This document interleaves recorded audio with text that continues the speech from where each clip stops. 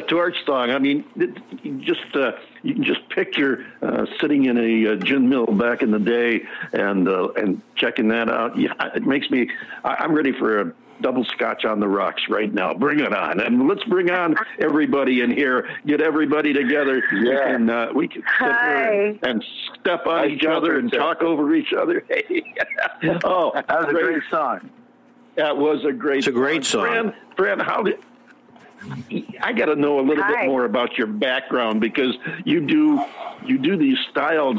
If I didn't hear one, I would think you were it was your normal style, the one we just heard, but I've heard the different styles you do.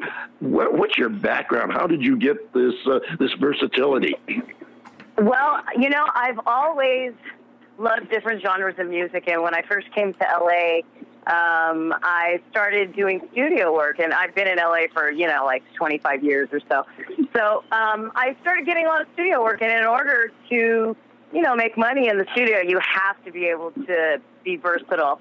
And then in the beginning, it was always a big problem for me, because producers would hear me, and then they'd want to take whatever genre they had hired me to sing. They'd want to try to get a record deal with it or something. But, growing up in Texas, I mentioned country and Western music and folk music were two genres that I started listening to a lot. And then I started listening to a lot of soul music. But it was the Texas blues that really, really got under my skin. It just made me, go crazy. And, I want to say the Fabulous Thunderbirds, I, grew up listening to them, loving Jimmy Vaughn. And then when Stevie Ray came around, he just blew me out of the water with, not only his great guitar playing and phrasing as a guitar player, but a great singer, too, and songwriter. And so I became a really big Stevie Ray Vaughan fan, which, of course, a lot of people today, look to him for inspiration. And I got to meet him a few times in my younger days. And so I always knew that I wanted to be a blues singer. That was always my passion. But I've, because I love so many different genres and I love studio work, it's always exciting for me to work with a producer and bring their ideas to life and do it authentically, not just, it's a quick job and I'm just going to, sing it half-assed and get through it and get paid.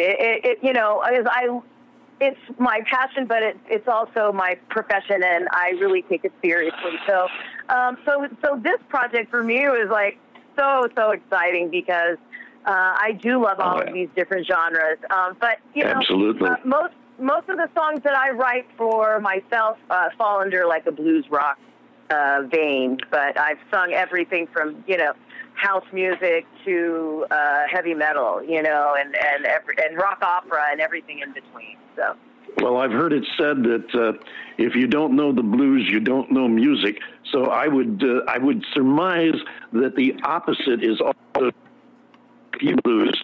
You music, like you know music. So I congratulate you. I commend you. All of the artists on this album are fantastic. And then of course there's the guy. There's the guy that put it all together. He's not too bad either. John Bon Jovi. What are your thoughts? Well, first of all, Fran, that style of music, what we just played, has always been a personal favorite of mine, and you do that so well. Are you by chance familiar with a group from 45, 50 years ago called 10 Wheel Drive? No. Okay, look them up. Now you've piqued my curiosity. Yeah, look them up. You sound a lot like Genya Raven, and she just would belt out a bluesy number, and she had that horn section blaring behind her, and it just kicked ass. It was so good, and that was the first thing I thought of when I heard you just now, and so yeah. What are they called again? One more time. 10 Wheel Drive. 10-wheel drive. I've got it. I will check that out. Write it down. Yeah, that's a Volkswagen. Yeah. I got it now. 10-wheel drive. Cool. No, if it was a Volkswagen, it'd be a rubber band. Well, as long as they got the smog control working right, and it ain't a diesel. I want to get Benny back in here. Benny, come on in here. Hey, now we've from Francesca about the bluesy version that she just did. Tell us now a little bit about your version and how you got into it. Well, I listened to it with Danny Johnson's direction, and he kind of choreographed here. This is where we'd like to go with it, because he had Fran kind of set it up in one regard. So I was like, all right, well, it sounds good. So he just went at it and played the music, but I thought it was a great track to begin with, hands down. And to be honest with you, go ahead, Ben. I'm sorry. I'm just saying, after hearing it, it was pretty obvious that it could be transposed in a couple of styles, and you wouldn't lose any of the flavor of the writing and the arrangement of this thing. It just offered up a nice tune to work with. So, absolutely, Danny, you were going to say? Well, what I was going to say is, I don't know that I've even told them this before, Fran and Benny, but when I write a song, and I know I have a number of different ways I can go with it. In this case, this is a 1-4-5 progression, which is used in pop, blues, country, and jazz. And so you can do a variety of different things with a 1-4-5 progression. So with Fran's version, I knew what I wanted. I had this image in my mind of the 40s, the speakeasy, the red light district. Remember when you would knock up on the door and they'd slide that little peephole open, you'd have to say the code word to get in, and then inside you could go into the speakeasy, and it's all dark and smoky, and you have this sultry jazz cabaret thing going on. Well, that was the vision that I had for Fran's version. And on Benny's, it was completely different. It was a 50s stroll. So if you imagine a crowd of people out on a dance floor all doing the stroll. Remember the dance called the stroll? It was that you could a very graceful dance with your partner. And when it was long before line dancing got in, and then the whole crowd would be doing it in unison. And it was just a very, very slow, really kind of romantic partner type dance. And so that was the groove that I wanted Benny to do. And he not only did that, but he pulled off a really good harmonica solo with it too. Awesome, and we're going to get to that right now.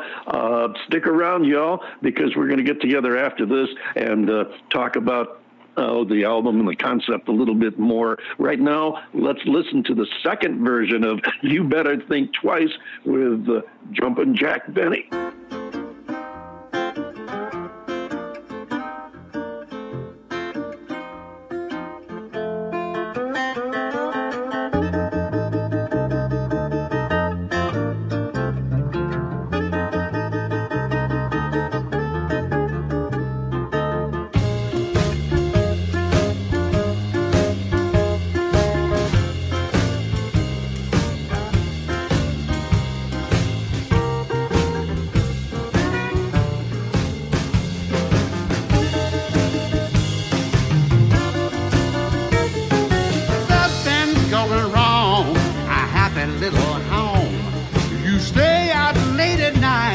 Your man home all alone. There's something you ought to know, and I'm gonna say it real nice. Girl, before you burn me once, you better think twice. I'm the kind of man that don't like to fool around. You're the kind of woman knows every guy in town. Something you ought to know, and I'm gonna say it real nice. Girl, before you burn me once, you better think twice. I told you once, and I told you twice, but you never listen to my advice. You better make me happy, don't make me feel sad, or you gonna see a man get mad. I'm not gonna take this fooling no more. If you don't love me, baby, just head on out the door. But if you gonna go out and play, then you better play nice. Girl, before you burn me once, oh, you better think twice. All right.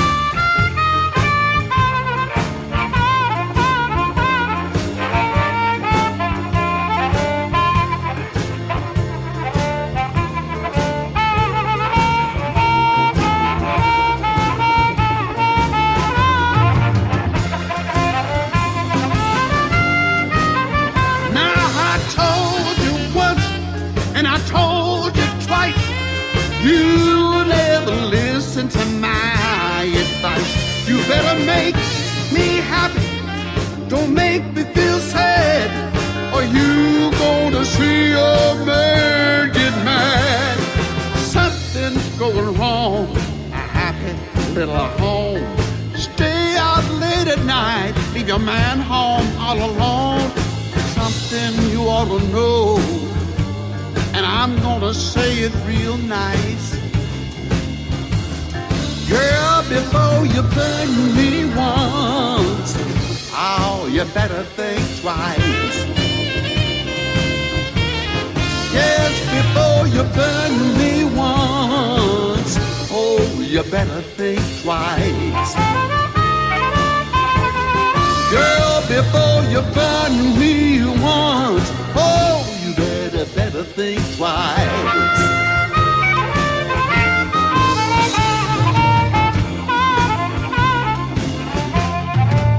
And there you have it. You better think twice. Jumpin' Jack Benny Cortez version. Jumpin' Jack, tell us a little bit more about your interpretation of this song and how you created that sound. Oh, I really dug this song. It was cool. I love the arrangement. And Danny, again, just give me some direction on what he'd like me to do. And, I just went at it. I had fun doing it. I have my own blues band myself, so this was really a nice stretch for me to go in there and lay something really cool down for him like that. I enjoyed that. You guys really know that you're killing me here, because you're making me wish I was back in Southern California, not just for the music, but so I could get to meet and maybe work with you guys, or at least sit in on a session or something. You guys are tremendous. Danny, I'm so impressed with the artists and what you've done with them. Tell us about this concept of yours. Where did you get it from? You know what? I had all these tunes kind of floating around my head, a bunch of unfinished songs, like a lot of songwriters do. You got bits, you got pieces, you got a verse here, you got a melody, you got a chorus or whatever, and you don't know what you're going to do with them. And in my case, they're all sort of, all over the map. They're a little eclectic. They don't really belong in any one project whatsoever. So when I knew I wanted to do something to showcase all the people in San Gabriel and greater Los Angeles area, I started thinking about who would fit what song.